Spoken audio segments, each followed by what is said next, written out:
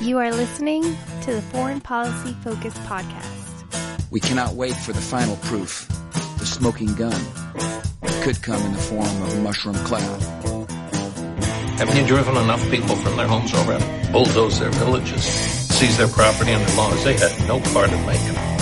Now working in Libya with friends and allies, we've demonstrated what collective action can achieve in the 21st century. Now the host of the show, Kyle Inslee. This is episode 416 of the Foreign Policy Focus podcast, talking about Google, Syria, and Iraq on today's show. You find the show online at thelibertarianinstitute.org. Along with the daily news roundup that I write, it's featured in the right-hand column of the homepage on the site. If you're a new listener to the show, make sure you subscribe to it somewhere. It's up everywhere people listen to podcasts.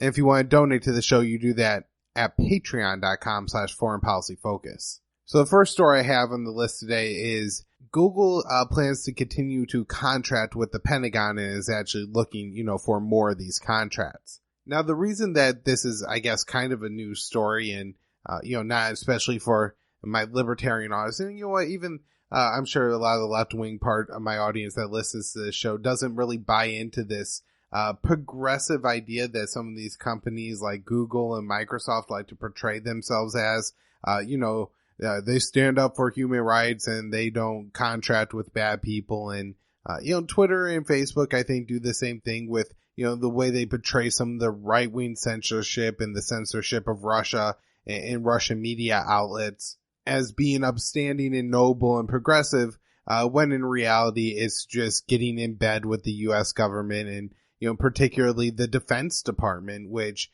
is just the biggest pot of money available to people in the world. And so, the more they get in on it, the more they seem to comply. In the past, there's been examples like Google, I believe, working with the China on this platform for a search engine that would allow for the state censorship, when in reality what Google should be doing is anytime the Chinese government approaches them about this, putting that out to the public, that way people are aware that, hey, the government's trying to influence this thing, but also to, at the very least, say like, hey, our platform is available to any, people in China who are available to reach it, rather than working with that country on censorship, which, is very disappointing. There was also this issue with Project Maven, and this actually got some attention and caused some people, I believe pretty talented people at Google, to actually resign, because it came out that Google was working with the Pentagon on some AI that would be used in drone targeting. And so, this is a very disgusting thing that the U.S. government does. We had this, network of drones that we fly over North Africa and the Middle East and Afghanistan. And periodically, for whatever reason, it could be misinformation. It could, be bad information from an informant.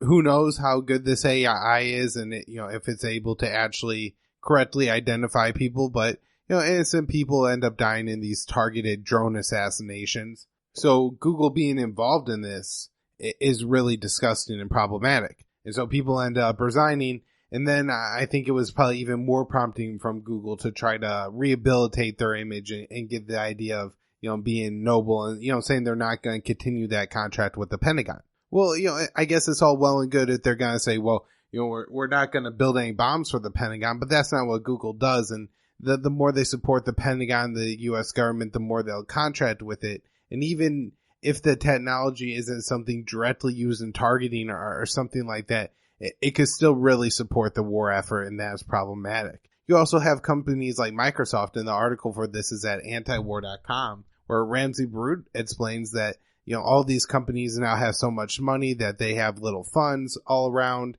and those funds, are for different tech companies. And so one of Microsoft's, one of their funds is for this tech company that is developing AI kind of recognition software that I guess Israel is going to use to identify Palestinians. And, it's been documented how Israel has, abused people, especially the Palestinian people who are standing up, against the oppression and the occupation. This was an interesting story I picked up from Reuters, and I'll go ahead and put the link in the show notes page, and who knows if more will come of it or not, but 2 Twitter employees are charged with spying for Saudi Arabia, and another Saudi citizen has been charged with being the go-between between Saudi Arabia and these 2 spies. One of the men was actually still in the United States, so he has been picked up and is being held in Washington. The other one is apparently back in Saudi Arabia. Now, I think that the Saudi fund actually has a stake in Twitter, so it's kind of interesting, how that works. And again, this whole idea of Saudi Arabia waging one of the most ruthless wars in the world in Yemen, and yet, Twitter is in part owned by Saudi Arabia and gets this whole, very progressive kind of vibe. I guess we'll see, in the time to come what kind of information they were trying to, extract while being employees at Twitter, or how that would factor in. And, maybe any work that maybe the Twitter was doing was somehow with the U.S. government is where the espionage lied. So maybe we'll get some information on that. I think this could be an interesting story. The State Department is also accusing Russian trolls of being in part the problem in these protests in Chile.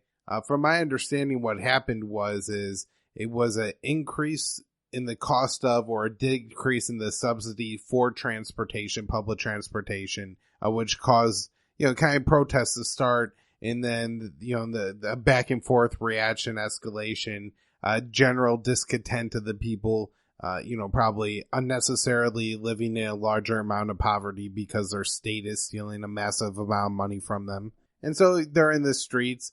I haven't read anything or seen any indications of, U.S. government involvement other than, just this accusation that Russia is somehow using trolls to influence what's happening there. I'm sure it has about as much credibility as the claims that, they used the trolls to influence the 2016 election in the U.S. The Islamic State is being blamed for an attack, I believe, in Tajikistan, but near the border with Uzbekistan, that resulted in 17 people dying. Of the 17 dead, 15 were Islamic State militants, and then 1 police officer and 1 soldier was killed. I would assume that, again, it seems like this attack happened in Tajikistan, so these would have been Tajik police and soldier, but this much is unclear. It's also not very clear if ISIS actually did carry out this attack. The article is kind of not specific on who is making that claim and why. But nonetheless, it seems like 17 people dead here. In Kashmir, at least 1 person is dead and several others were injured by a grenade. I've tried to cover some of the violence and reporting coming out of Kashmir since India revoked the autonomy for Kashmir and its special status as a region, and imposed all kinds of new oppressive and occupation style laws in Kashmir. This has resulted in at least some reported violence by Kashmiri militants against non-Kashmiri workers that are there, and some of those people have been evacuated. There's been some reporting and coverage on protests, but it's been pretty thin, and if it's accurate, there hasn't been a ton of deaths or injuries of Kashmiri protesters. This particular case, there wasn't a lot of details on who was actually responsible for the attack, but it did say that 3 of the wounded were Indian soldiers, I guess suggesting that they were the target. Also, some of the injury numbers coming out on this story seemed really high to me. 1 person dead and 50 injured in a grenade attack, and so maybe grenade isn't the right word, or people are injured in other ways. The Israeli highest court upheld a ruling that prevents a Human Rights Watch official who has, I guess, been supportive of the boycott, divestment, and sanctions movement from entering Israel. Now, I want to bring this story up in part to say that Israel is a sovereign state, and as a United States citizen, I in no way want the United States government to do anything to force Israel to allow this guy into the country, other than, ending gifts that we're giving to Israel. You know what I mean? Like, we give a whole bunch to Israel so we could take that back. That's okay. But, no force should be applied to get Israel to admit this guy. I also think it shows that BDS is seen as a real threat by the Israeli government of their ability to continue the oppression of the Palestinian people, and is an important part of improving, I think, the situation, the standing for the Palestinian people. I think it also says something about the Israeli government. And again, not that the U.S. government should be forcing, or I'm saying that the Israelis should change their government, but just, Americans always portray the Israeli government as,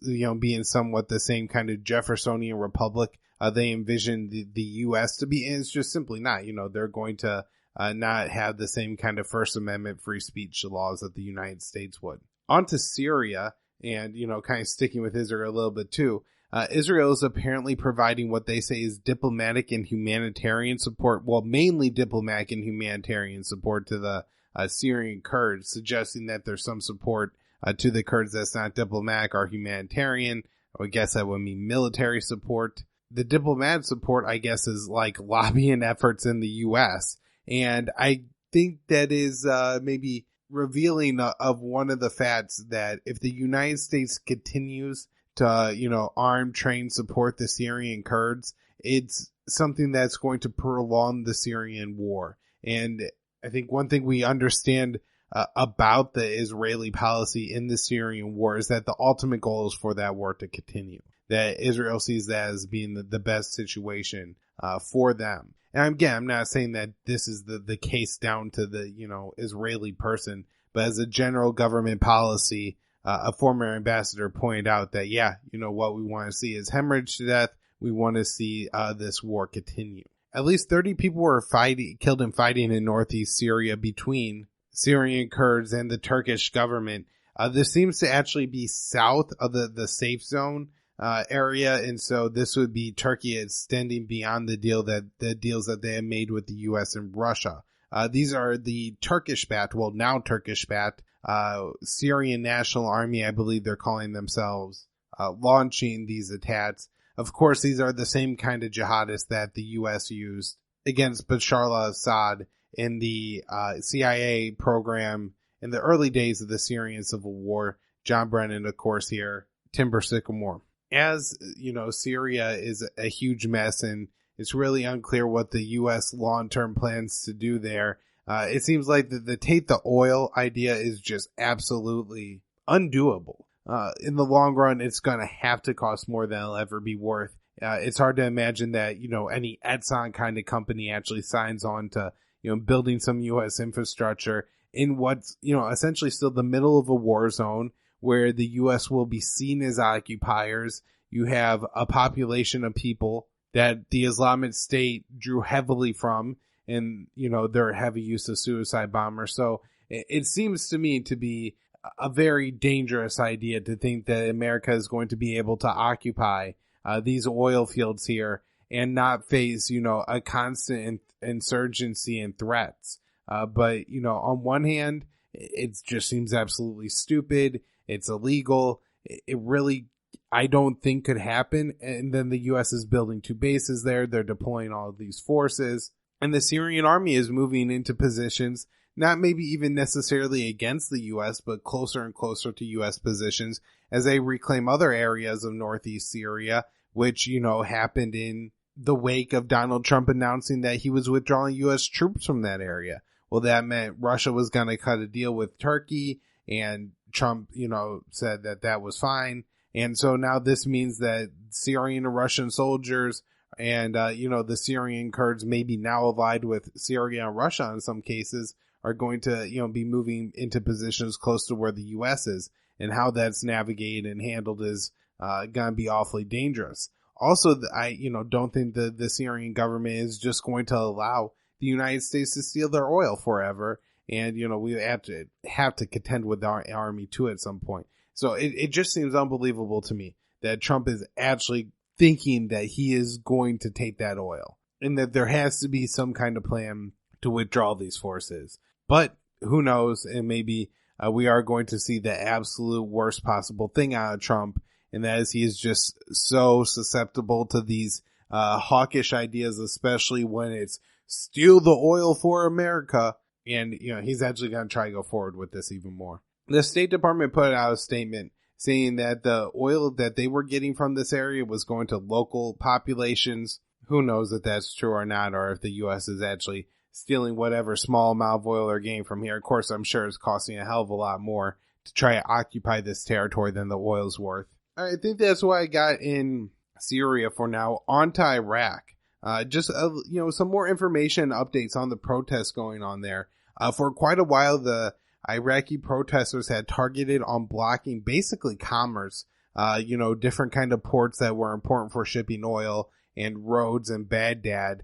This resulted in, I guess, about $6 billion in loss of commerce for being able to get oil out of these areas. I saw some people with their reaction being, well, this seems really counterproductive for the Iraqis. These people are out in the streets saying that they're poor and they're suffering and they need more help from the government. And by blocking the oil from getting out, they're cutting off the government from having more funds.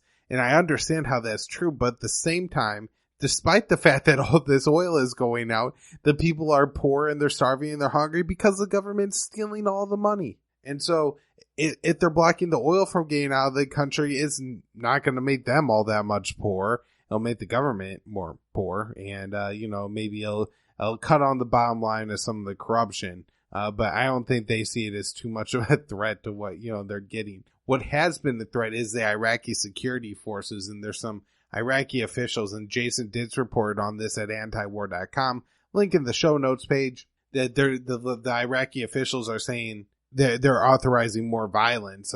There's certainly been less violence. So there's kind of been like two blips of protests in the past month and a half. The first starting in the beginning of October, over 200 people killed within the 2 or so weeks of major protests there. Protests quelled for a couple weeks and then they spark back up. I really didn't see a major catalyst on the second one. It just seems to have happened. And this time the UN is reporting 97 dead, but I believe that number came out after the Wednesday night protest, which I think killed another 5. So that could well be over 100 in this blip of protests that started on October 25th. The protests seem to have more backing now, and I believe it is Muqtada Sadr, a very prominent cleric in Iraq and, very influential among the Iraqi Shia, and I believe has kind of the largest coalition right now in the Iraqi government, along with the man with the second biggest coalition, and, very important figure in the Shia militants in Iraq, both now coming out against the prime minister there. And there's a lot of analysis on this by Scott Horton and Elijah Magnier in an episode of the Scott Horton Show that you can find on antiwar.com, but also along with this show at the Libertarian Institute. So easy to find there, and that's Scott Horton and Elijah Magnier. If it's true that the prime minister is going to be allowing more violence in an attempt to quell these protests, then, things could get, very bloody and unstable in Iraq again. That seems to be a real concern. All right, just some stories on Egypt that I want to get into, because Egypt and the rest of Africa that I want to get into, because, there's some important stuff going on there. Egypt claims to have killed 80 jihadists across the Sinai over the past month. Who knows, how many of these guys were jihadists, or the Al-Sisi government. They're very corrupt, very brutal dictator. I see it as being possible that, he's just labeling them as jihadists, but they're really dissidents. At least 37 people were killed, and I believe these were civilians working for a Canadian gold mining company. They were in like a busing convoy and attacked by militants. This is an area where the Islamic State is active, so possibly by them. And this is Burkina Faso, so 37 people killed here. And then the next war I'm talking about is the civil war going on in Mali, where 53 soldiers and 1 civilian were killed in an attack by Islamic State on a military facility. And I really just want to highlight the fact that those two wars, are in large part spillover from the Obama-Hillary Clinton war against Gaddafi, that NATO intervention that took him out. All right, last thing I have today, 10 people were killed by militants in the Congo.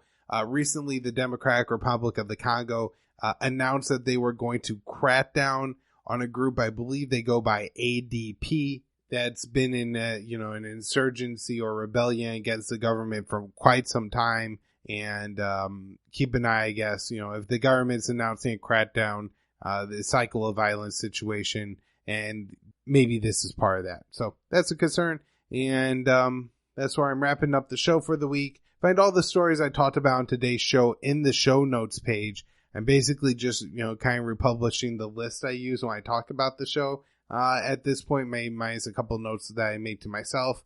And so that's much more extensive now. And really, pretty much every story I talk about on the show, you can find in the show notes page. So I hope people are enjoying that. Make sure to check out the Patreon page at patreon.com/Foreign Policy Focus. I have a private Facebook group called Foreign Policy Focus. You can check that out. Libertarianinstitute.org at KYAAALE on Twitter.